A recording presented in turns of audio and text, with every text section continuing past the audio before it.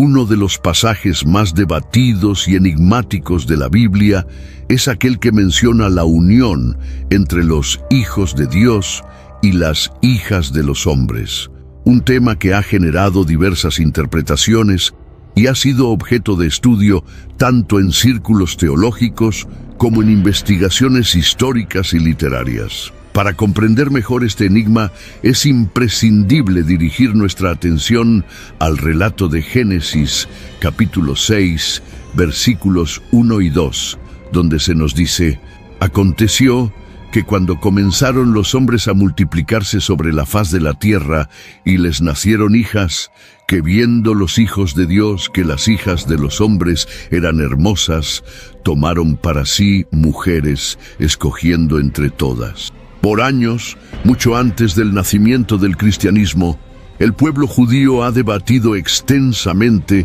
sobre un pasaje bíblico que sigue siendo objeto de controversia. ¿Quiénes eran los hijos de Dios mencionados en Génesis capítulo 6? ¿Se trata de ángeles o de hombres? ¿Es posible que seres celestiales hayan tenido descendencia con las hijas de los hombres? ¿Realmente existieron los gigantes nacidos de esta unión? Estas y muchas otras preguntas han surgido a lo largo de la historia en relación con este enigmático relato.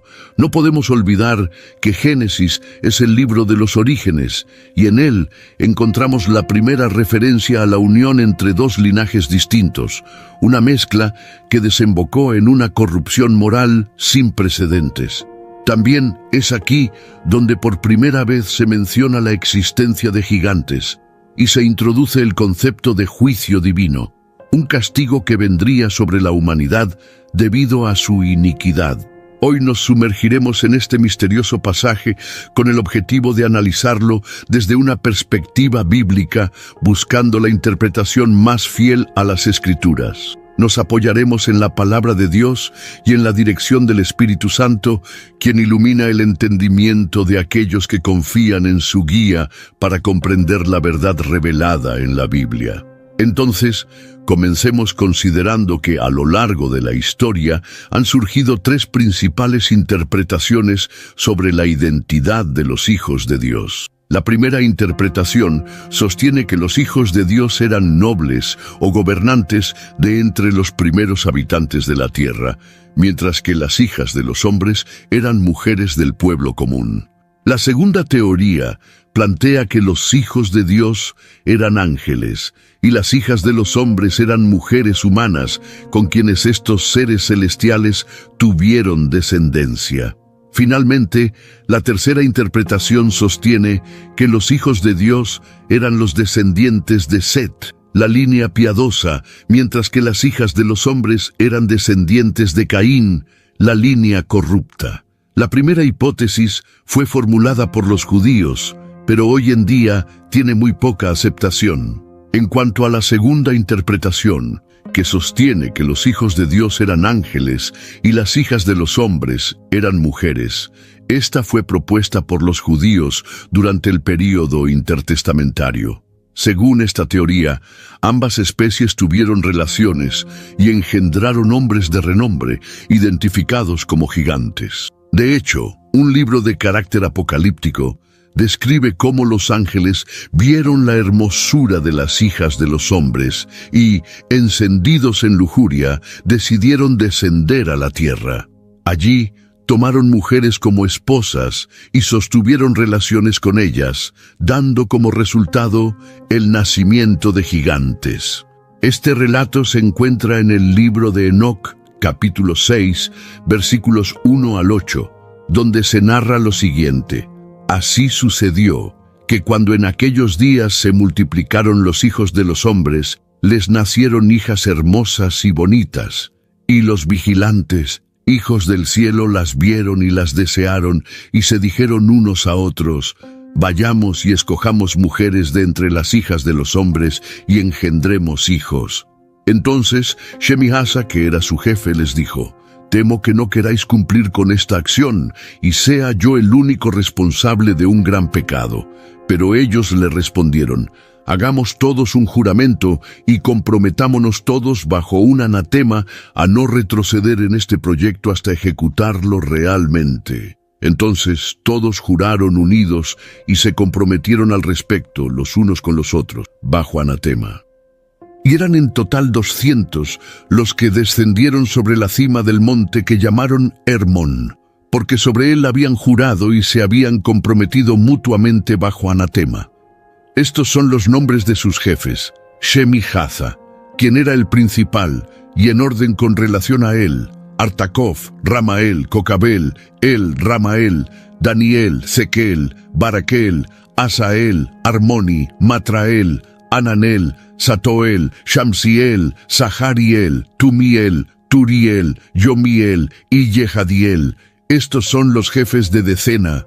Como hemos mencionado, muchos de quienes defienden la idea de que los hijos de Dios que se unieron con las hijas de los hombres eran ángeles, citan el libro de Enoc como respaldo.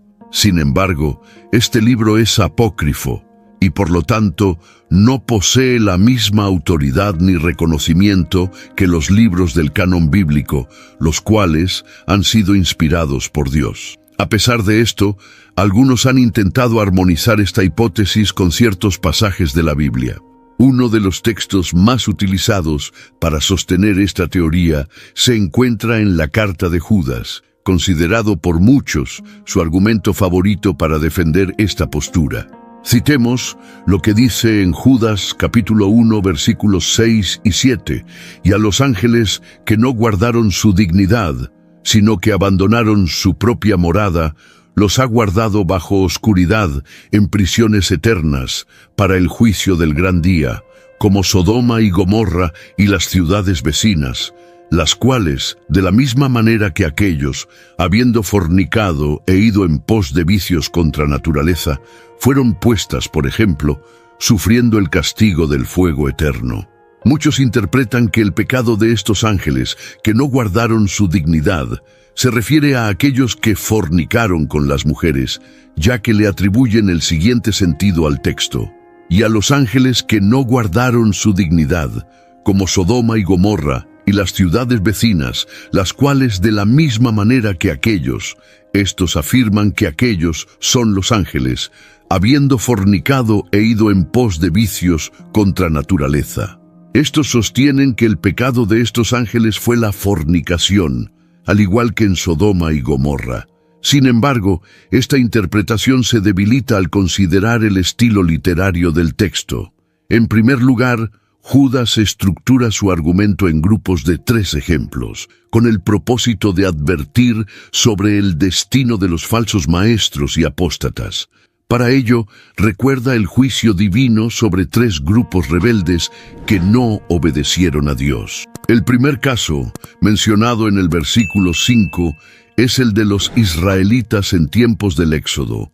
A pesar de haber sido liberados de Egipto, no confiaron en Dios, y como consecuencia fueron sentenciados a vagar por el desierto durante 40 años. Luego Judas presenta otros 2 ejemplos en los versículos 6 y 7, donde menciona el destino de los ángeles que no guardaron su dignidad, sino que abandonaron su propia morada, y el de Sodoma, Gomorra y las ciudades vecinas, que fornicaron y se entregaron a vicios contra naturaleza. Los 3 grupos mencionados fueron destruidos por su rebelión. Los israelitas murieron en el desierto debido a su incredulidad y desobediencia. Los ángeles fueron encerrados en prisiones de oscuridad, reservados para ser liberados en el tiempo del juicio final de Dios, tras haber seguido a Satanás en su rebelión. Y finalmente, Sodoma, Gomorra y las ciudades vecinas sufrieron el juicio divino por practicar pecados de inmoralidad que fueron una abominación ante Dios. Cuando el texto menciona que las ciudades vecinas actuaron de la misma manera que aquellos, es importante preguntarse, ¿quiénes son aquellos? ¿Se refiere a los ángeles? No, aquellos se refiere a Sodoma y Gomorra. Es decir, las ciudades vecinas cometieron los mismos pecados que Sodoma y Gomorra, entregándose a la inmoralidad. Por lo tanto, Interpretar que el pecado de los ángeles fue fornicación es un error de interpretación literal y gramatical del texto bíblico. También dicen los que defienden esta hipótesis que estos ángeles que fornicaron con las mujeres fueron castigados por Dios encerrándolos en prisiones de oscuridad. Para respaldar esta afirmación, suelen citar 2 de Pedro capítulo 2 versículo 4, donde se menciona que Dios no perdonó a los ángeles que pecaron, sino que arrojándolos al infierno, los entregó a prisiones de oscuridad para ser reservados al juicio. Muchos sostienen que los ángeles arrojados por Dios a prisiones de oscuridad son aquellos que pecaron al fornicarse con mujeres humanas y que son distintos de los ángeles caídos o demonios que siguieron a Satanás en su rebelión y que actualmente están libres por el mundo. Sin embargo, lo que Pedro está haciendo en este pasaje es mostrar cómo Dios sabe rescatar a los justos del juicio venidero y castigar a los impíos, y lo ilustra mediante 3 ejemplos. El primero de estos ejemplos hace referencia al juicio que recibieron ciertos ángeles que se rebelaron junto a Satanás contra Dios y que fueron castigados siendo encerrados temporalmente en prisiones de oscuridad. Su pecado fue la rebelión, y como consecuencia fueron arrojados al infierno, donde permanecen en prisiones tenebrosas, aguardando el día del juicio. Muchos afirman que estos ángeles son más perversos que los demonios que actualmente están libres, y que por esa razón Dios los mantiene confinados hasta el juicio final que vendrá sobre la humanidad.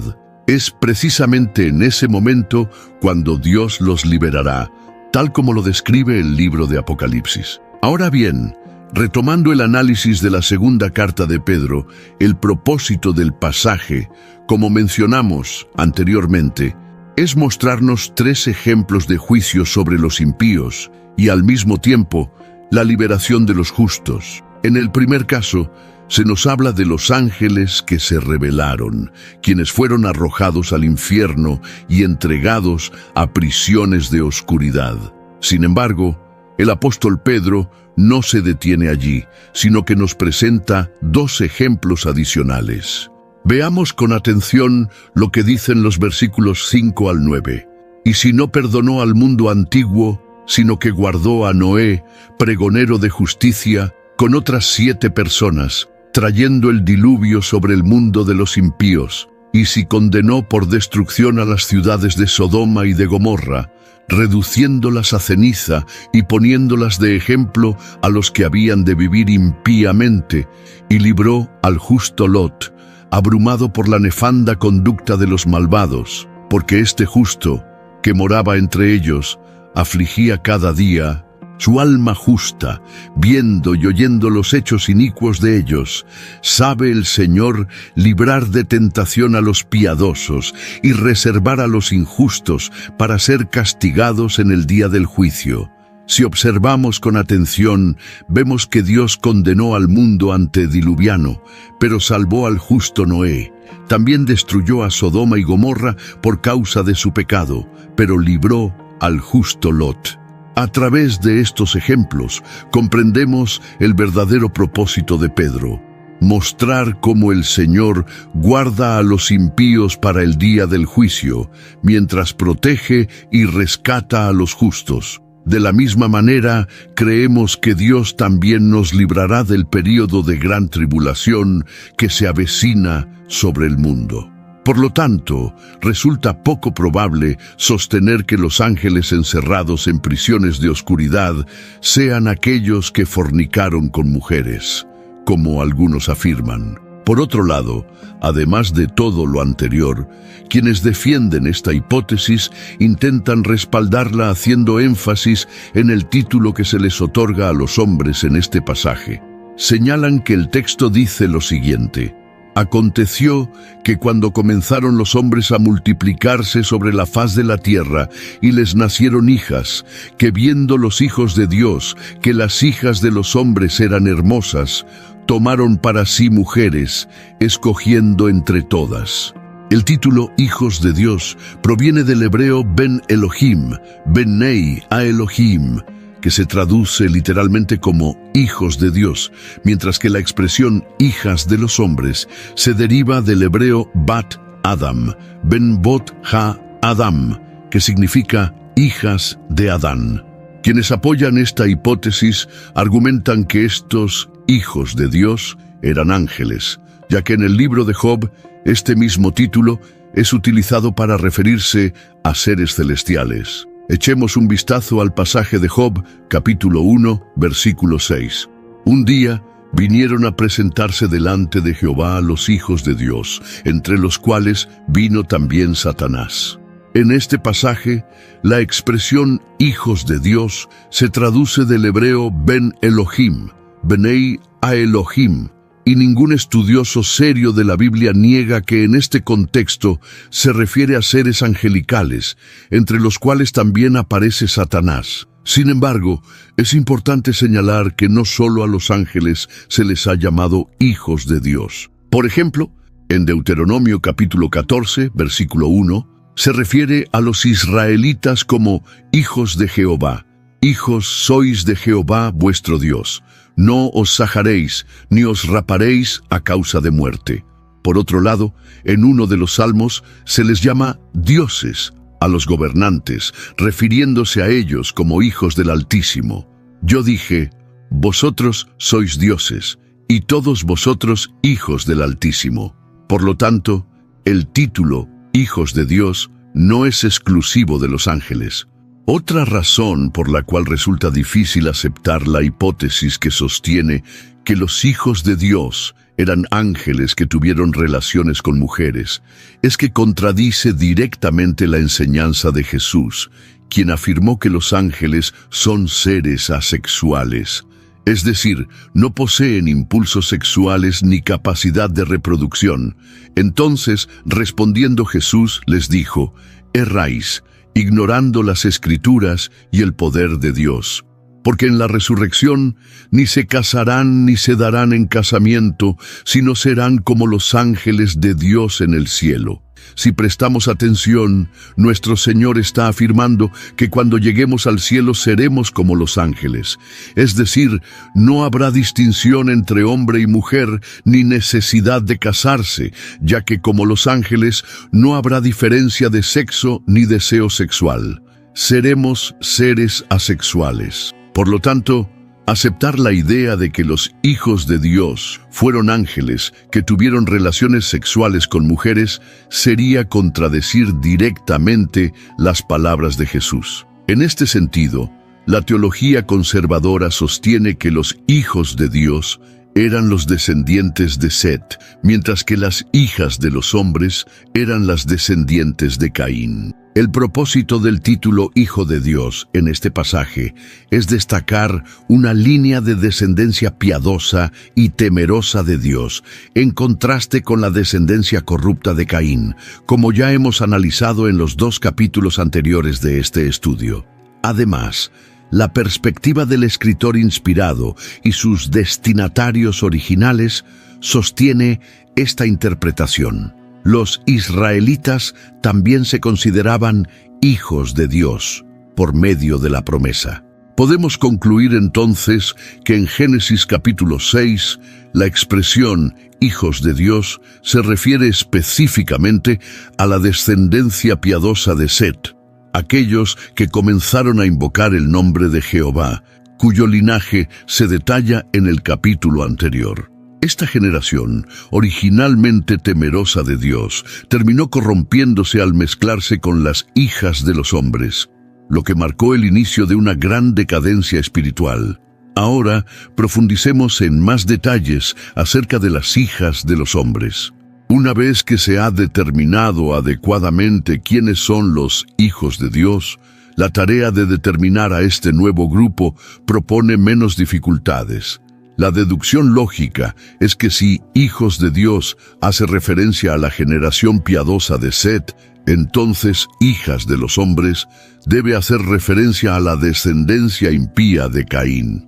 El contexto escritural confirma esta conclusión. No es una coincidencia que los capítulos previos presenten el registro de ambos grupos, implicando una diferencia marcada. El capítulo 4 presenta la descendencia de Caín, destacando la impiedad generalizada y extrema por medio de Lamec. El capítulo 5 presenta la descendencia de Set, destacando la piedad general por medio de personajes como Enoc y Noé. Se debe tener en cuenta este contexto al interpretar la multiplicación humana al comienzo del capítulo 6. Según una aplicación espiritual, Caín salió de delante de Jehová y nunca regresó a él. Por ende, produjo una descendencia apartada de Dios y puramente carnal, con un sentido inferior humano, carente de todo deseo de regresar a su Creador. Entonces, no es una sorpresa que se designe a las mujeres en tal generación como las hijas de los hombres. Las Escrituras revelan una diferencia marcada entre la descendencia piadosa y la descendencia impía. Esta era una característica entendida desde muy temprano en la historia de la humanidad, y especialmente era un factor decisivo en las uniones matrimoniales.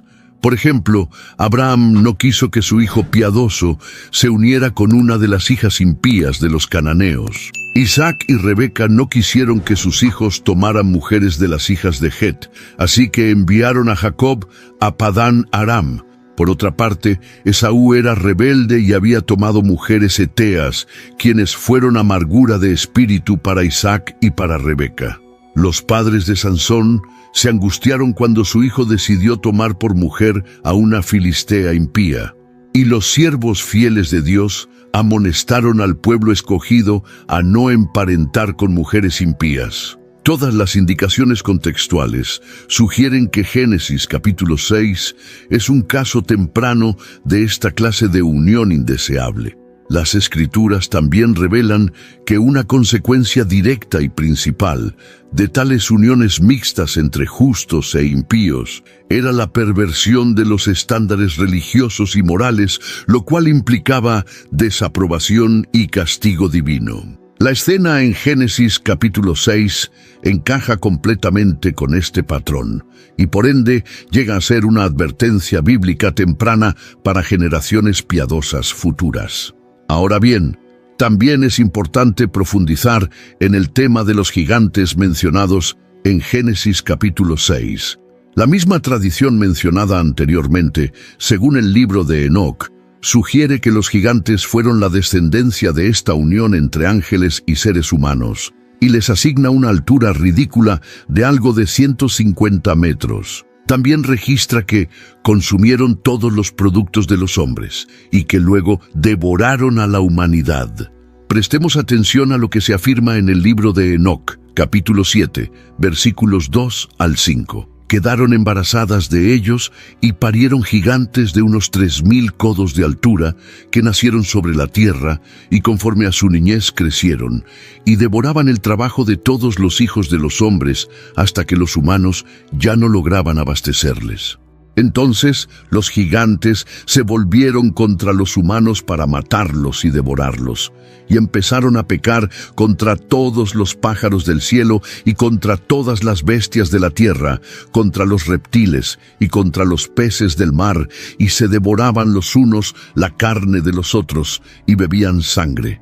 En contraste, Génesis capítulo 6 registra la presencia de gigantes en un tiempo previo, así como contemporáneo, a la unión entre los hijos de Dios y las hijas de los hombres. Notemos lo que dice el versículo 4 del capítulo 6 de Génesis. Había gigantes en la tierra en aquellos días, y también después que se llegaron los hijos de Dios a las hijas de los hombres y les engendraron hijos.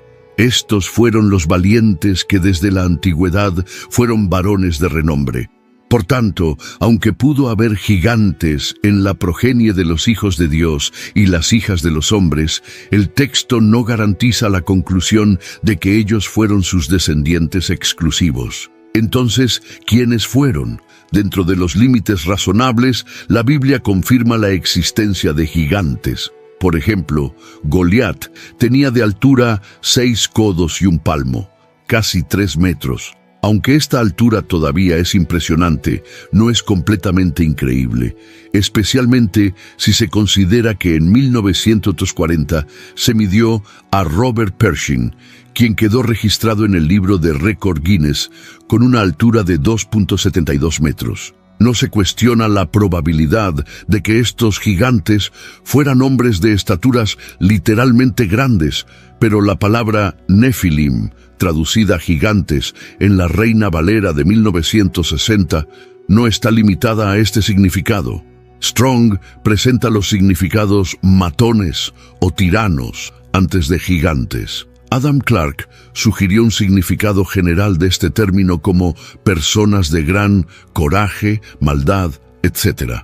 Jamieson, Fawcett y Brown señalaron que el término en hebreo no implica tanto la idea de gran estatura como implica la idea de ferocidad temeraria, carácter impío y desafiante, quienes esparcieron devastación y matanza de una manera extendida.